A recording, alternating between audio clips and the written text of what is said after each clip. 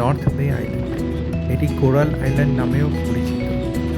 ভারতের আন্দামান ও নিকোবর দ্বীপপুঞ্জের পোর্ট ব্লেয়ারের কাছে এটি একটি প্রধান পর্যটন কেন্দ্র। স্ফটিক স্বচ্ছ জল, অগভীর প্রবাল প্রাচীরের জন্য বিখ্যাত। কিন্তু আজকে আমাদের যে ওয়েদার, জানি না আমরা আজকে কতটা খুবই খারাপ ওয়েদার।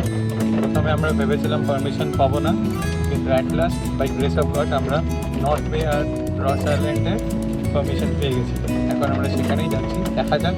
কিন্তু বৃষ্টি কনসিস্টেন্টলি হয়েই চলেছে।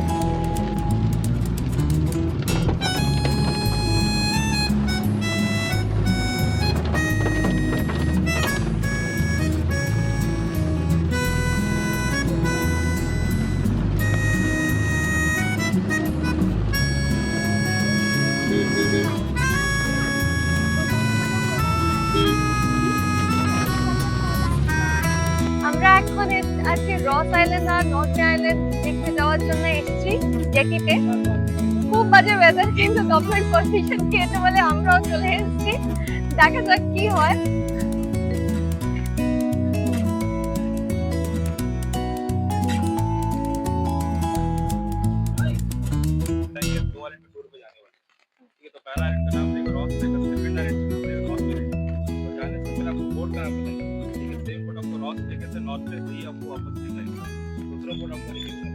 और बोट में बैठने के बाद ही आपको पता चलेगा पहले कहाँ जाएंगे। ठीक है, आप बाई चांस रॉस भी जा सकते हैं, अदरवाइज रॉस पे भी।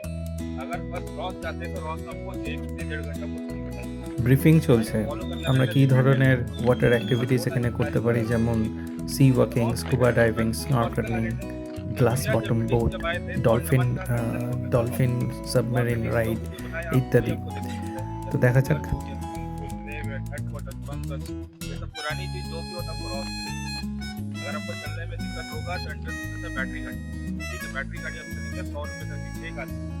वो आपको गाइड দেখতেই পাচ্ছেন ওয়েদারের কি অবস্থা। সবাই কিন্তু রেইনকোট, আমব্রেলা এটসেট্রা নিয়ে এসছে। এমথুর খামতি নেই কারো। একবার যখন এসেছে আন্দামান, নর্থ বে আইল্যান্ড যে করে হোক দেখেই যাবে। মেটেরোলজিক্যাল ডিপার্টমেন্ট, ওয়েদার ডিপার্টমেন্ট থেকে পারমিশন খুব কষ্ট করে দেওয়া হয়েছিল।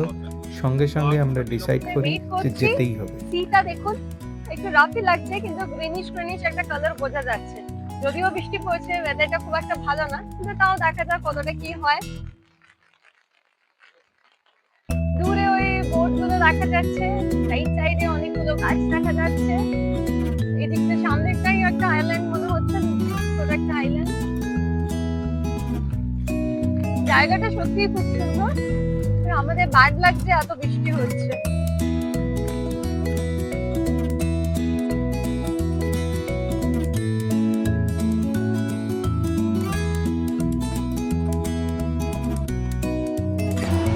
আমরা এখন যাচ্ছি রস আইল্যান্ড।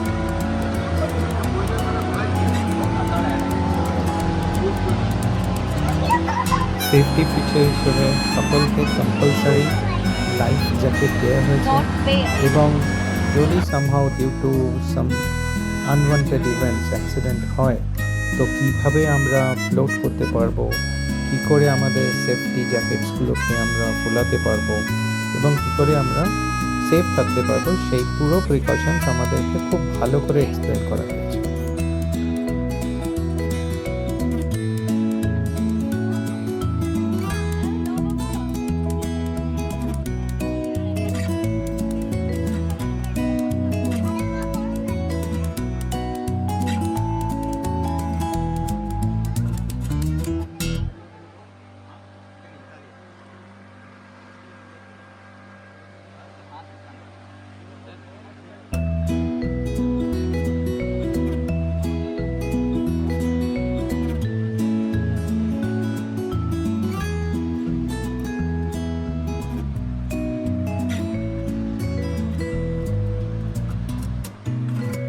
দূরের ওই পাহাড়গুলোর দিকে একবার তাকিয়ে দেখুন তো, কি সুন্দর মেঘ আটকে রয়েছে।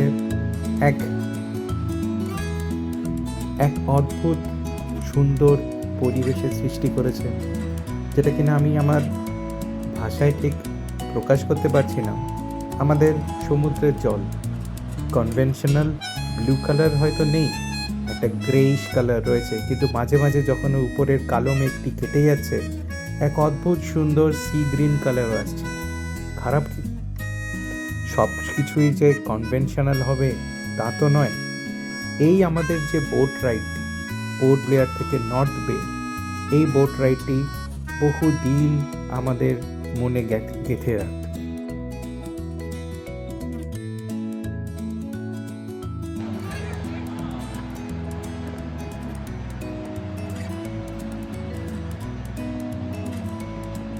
বাস আর কিছুক্ষণের মধ্যেই আমরা পৌঁছে যাব আমাদের ডেস্টিনেশন নর্থ বে আইল্যান্ড। দেখা যাক সেই আইল্যান্ডে কি কি রয়েছে আমাদের জন্য। শুনেছি খুব স্বচ্ছ কোরাল দেখা যায়, কিন্তু এই ওয়েদারে কতটা দেখতে পাবো সেটা খুবই চান্স কম।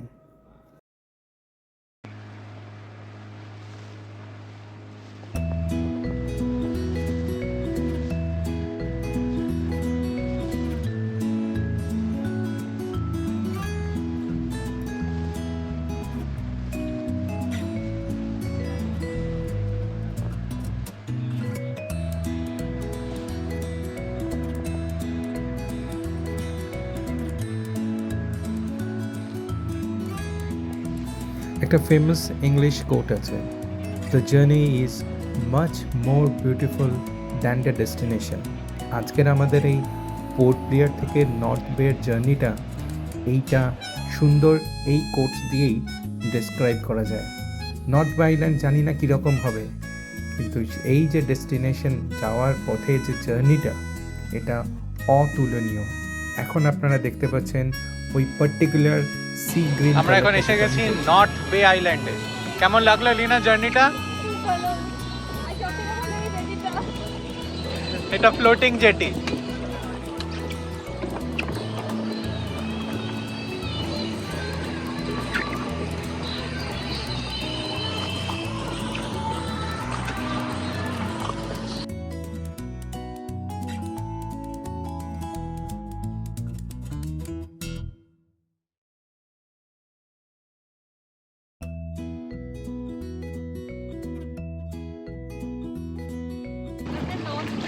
এসে গেছি।